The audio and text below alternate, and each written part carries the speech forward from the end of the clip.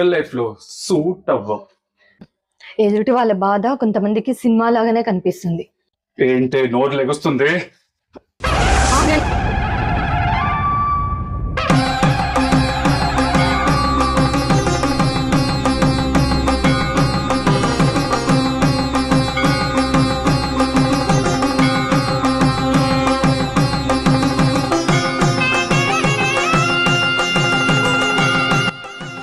చెప్పు తెగిపోతుంది, జాగ్రత్త.